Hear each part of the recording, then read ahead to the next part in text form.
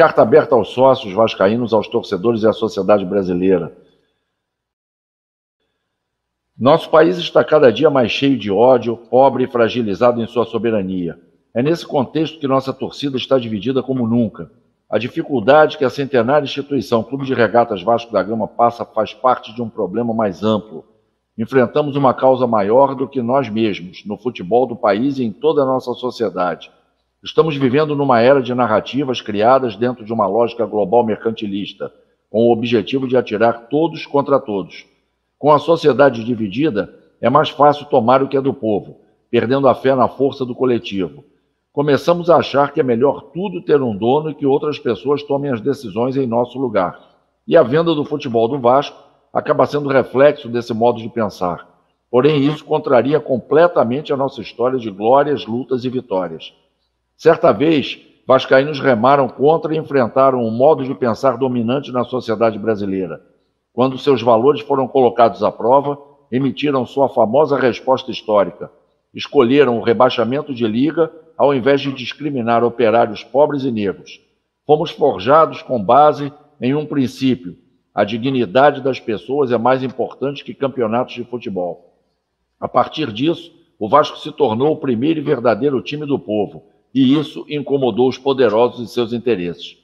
Relembrar esse enfrentamento nos faz entender o motivo pelo qual nunca fomos os preferidos da grande mídia, que sempre esteve a serviço dos poderosos daqui e de outros países.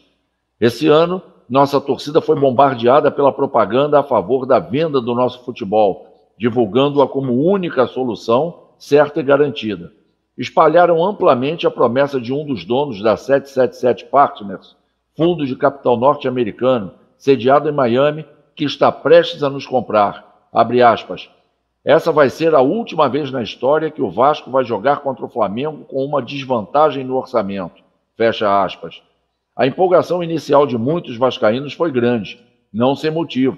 Isso nos colocaria já em 2023 com a maior receita do futebol brasileiro e com chances imediatas de títulos. Hoje sabemos que a verdade não é bem assim. A promessa real é que o Vasco estará somente entre as 5 maiores receitas e não vai ser ano que vem, será apenas em 2027. Detalhes referentes ao processo de venda, quando foram mencionados, apareceram somente em portais de notícias. A maioria dos fatos acabou oculta dos vascaínos pela grande mídia. Ocultaram que as mais bem-sucedidas empresas de futebol do mundo tiveram como objetivo o chamado sports washing, prática na qual o indivíduo, corporação ou governo patrocina ou compra equipes esportivas para melhorar sua reputação, muitas vezes manchada. Que no Brasil, a experiência de clubes-empresa ainda é embrionária. Em sua maioria são pequenos clubes criados com o objetivo de lucrar e revelar jogadores e vendê-los para o exterior. Poucos são os grandes que se aventuraram nesse tipo de negócio. No Cruzeiro, a divulgação inicial da venda foi de 1 bilhão e 400 milhões.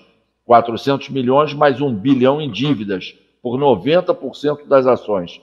Virou 400 milhões na apresentação do Conselho. E no fim, após contrato vazado, viram que esse valor seria somente de 50 milhões. E o restante viria da receita do próprio clube em até 5 anos. Só os CTs Toca da Raposa 1 e 2 foram avaliados em 150 milhões. Hoje, após 4 meses do contrato assinado, o novo dono, Ronaldo Fenômeno, já recebeu ofertas para revender ações da SAF e ofereceu 10% delas pelo valor de 110 milhões.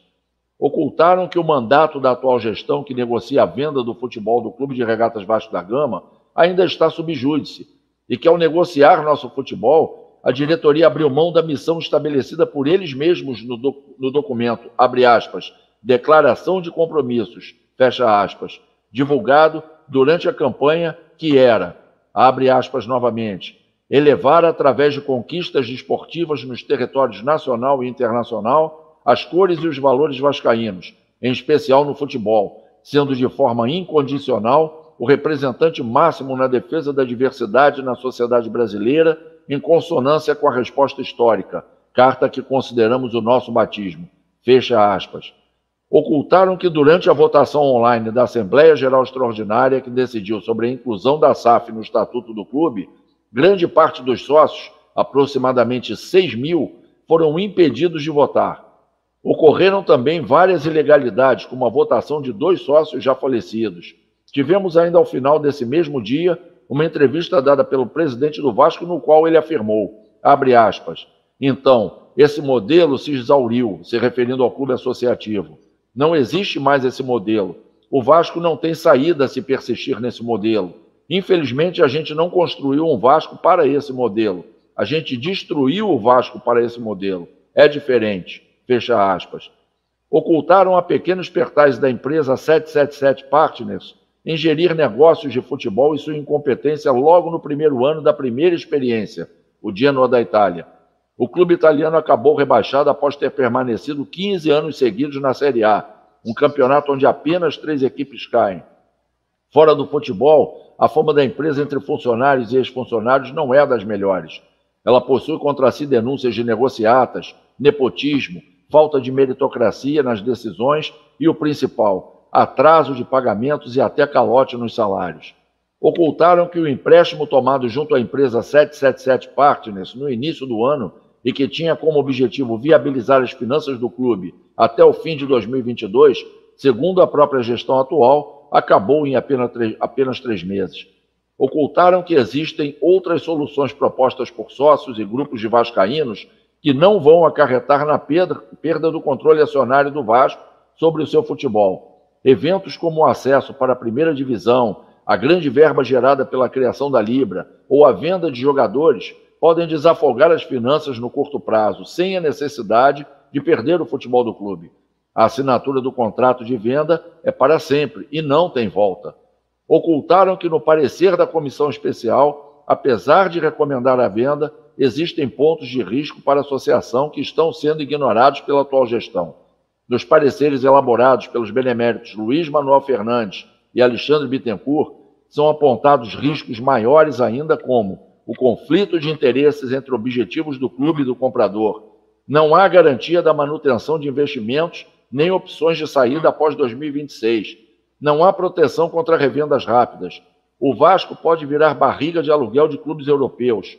Sócios do Clube de Regatas Vasco da Gama perderão direitos. Possibilidade real de perda do estádio de São Januário. Falta de clareza no mecanismo de solidariedade pré-SAF. Não foram estipulados pagamentos extras pela compradora nem possíveis indenizações ao Clube de Regatas Vasco da Gama. Não há regras claras para evitar corrupção e lavagem de dinheiro. Faltam garantias de capacidade de pagamento pela compradora e existem desvantagens para o Clube de Regatas Vasco da Gama em caso de inadimplência.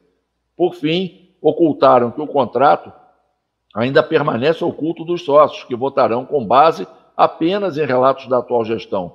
Recentemente soube-se que o tal contrato não será assinado com a 777 Partners, como divulgado amplamente pela mídia, e sim com uma empresa chamada 777 Carioca, que possui sócios ocultos e foi criada no dia 16 de fevereiro de 2022, 2 dias após a viagem de negócios do atual presidente do Vasco para os Estados Unidos.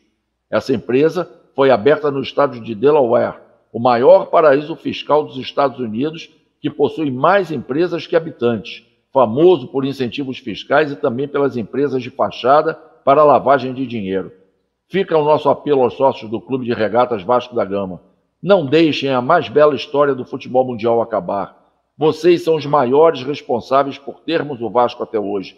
Nesse mesmo mês, há 124 anos, nossos pais e avós iniciaram um legado de honra e valores que não visam unicamente o triunfo dentro de campo. Por isso, o vascaíno é um problema para a grande mídia. Nossas conquistas, alcançadas através da união de pessoas que superaram suas diferenças em prol do bem comum, é um exemplo para a nossa nação que está cada vez mais dividida. Somos um clube criado pela cooperação entre os trabalhadores de todas as classes sociais. Somos um clube católico que tem como símbolo de fé um massagista pai de santo da Umbanda. Somos o clube que colocou no mesmo time, sob as mesmas camisas negras, mestiços, pretos e brancos, e foi campeão logo em seu primeiro ano na primeira divisão. Somos o clube do homem, da mulher, do homossexual, do jovem, do idoso e da criança. Somos o clube da união, batizada pela cruz, que tem em suas mãos a solução para seus problemas e não deposita sua fé em gringos abençoados pelo Deus Mercado. Votemos com essa consciência e não permitamos que nosso clube, fruto da União Luso-Brasileira, torne-se somente mais um negócio de rentistas norte-americanos. Já atravessamos situações mais difíceis e superamos. Construímos com nossos próprios recursos, suor e amor, a nossa casa, São Januário.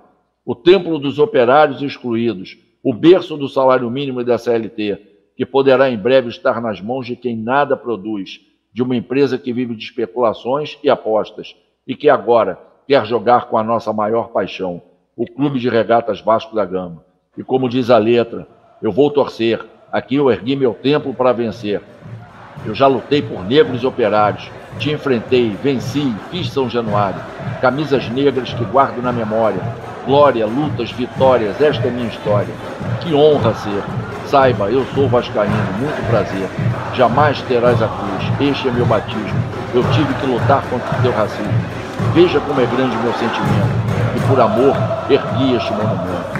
Brasil, 3 de agosto de 2022, ano do bicentenário da independência.